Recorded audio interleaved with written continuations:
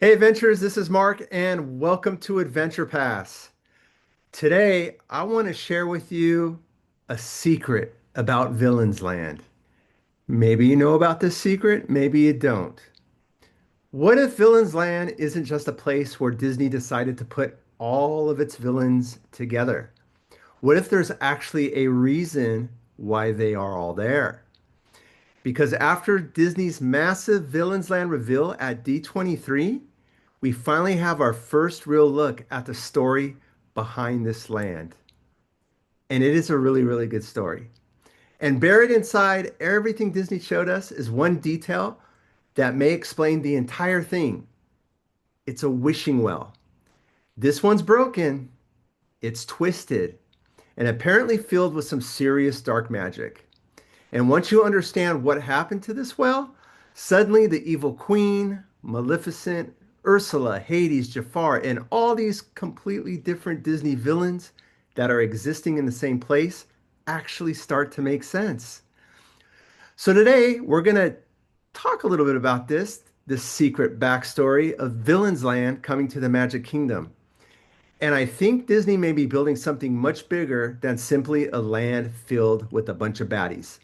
So let's get into this. It all starts really with a wish. And think about how important wishes are throughout Disney history, okay?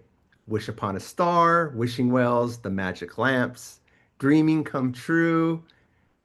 Disney stories are built around the idea that if you believe strongly enough, something magical can happen. But Villain's Land appears to take that classic Disney idea and completely twist it.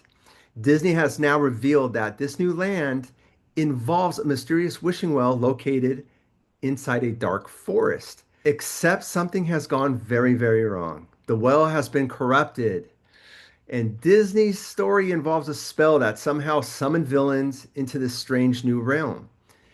That may be the key to everything, because remember, these villains don't normally belong together, right? Maleficent comes from Sleeping Beauty, Evil Queen from Snow White, Ursula from The Little Mermaid, Hades from Hercules, Jafar from Agrabah, Dr. Facilier from New Orleans.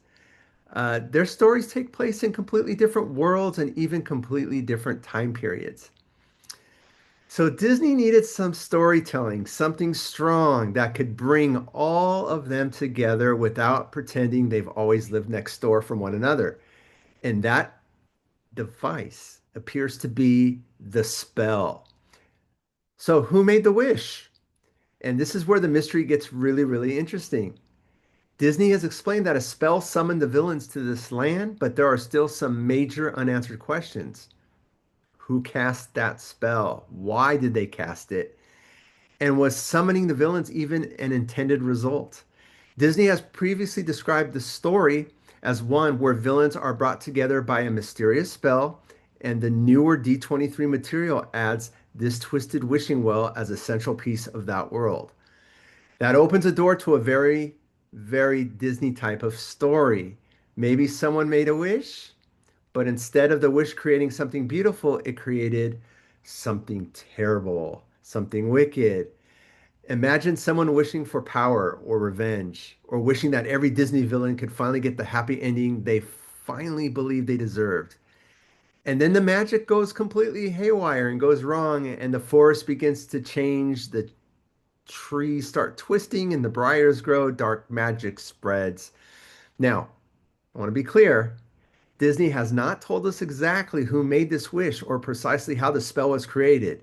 That part is still a mystery, and I'm okay with that. But I think that mystery could become one of the coolest parts of exploring Villains Land because instead of entering a land where everything has already been completely explained, we may be actually entering the aftermath of something. You know, something happened here and we have to figure out what the heck happened.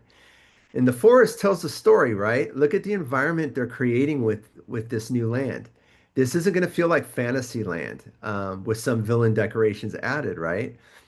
Disney said Villains Land will be enormous, fully immersive environment with the scale and ambition being compared to something like Star Wars Galaxy's Edge. And you all know how big Galaxy's Edge is, right? It's huge. And the way that it tells a story, they're going to kind of follow the same principle here. The land of villains, villains land, it's going to be dark and this big twisted forest. And that matters because the environment itself will show us how far the corrupted magic has spread. And again, another detail Disney revealed uh, is that a major roller coaster inspired by Maleficent that sends guests through a massive bramble-covered mountain and fortress environment is going to be one of the major attractions there.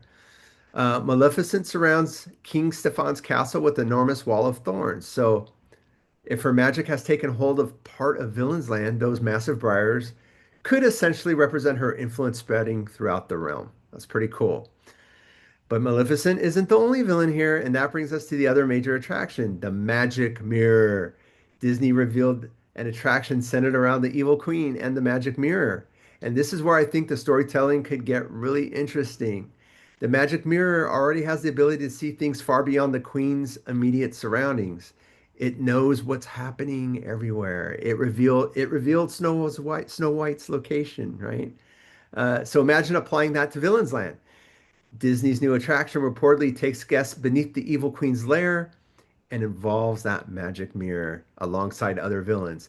And that makes the mirror a perfect device for connecting these different villains and their stories. Um, I know that's going to be an essential part. Now, maybe the corrupted magic allows the mirror to reach beyond Snow White's world. Maybe it can now see into all the different Disney stories of all the different characters. Ursula, Jafar, Hades, Dr. Facilier, Chernobog, right? And then suddenly, Villains Land becomes almost like a crossroads between Disney's darkest worlds, you could say. And again, that larger connection is my interpretation of what Disney has shown. But the pieces line up incredibly, incredibly well here. They're no heroes, right? And that's a big detail. When Disney originally began revealing more about Villains Land, they emphasized that this is a place where the villains get the spotlight. The usual heroes aren't necessarily here to save you. So Disney has even teased that this story might not result in the traditional happily ever after we expect from the Magic Kingdom. That could completely change the feeling of this land. Think about the Magic Kingdom. Almost everywhere else, you know good eventually wins, right? The heroes win. Snow White survives. Belle finds the beast. Ariel gets her happy ending. Cinderella gets her castle, right? A lot of happy endings there in all the different lands. But what happens when you walk beyond those stories and enter a place where the villains have control? The evil queen may be still ruling. Hades is still plotting. Ursula is still making those deals, right? And Dr. Facilier is still playing with forces from the other side. You aren't entering the end of their stories. You could be entering a place where their villains got another chance. Um, and that brings me to the wishing well. I think this could become the visual and storytelling heart of Villains Land because a wishing well represents everything Disney normally stands for, right? A better future. It stands for the magic, for the hope. Uh, and now imagine Disney intentionally corrupting that icon, instead making dreams come true. This well unleashes nightmares. And instead of calling heroes, it calls villains. And instead of granting someone their happily ever after, it creates a land where happily ever after may not exist. It's such a simple idea, it could be incredibly powerful.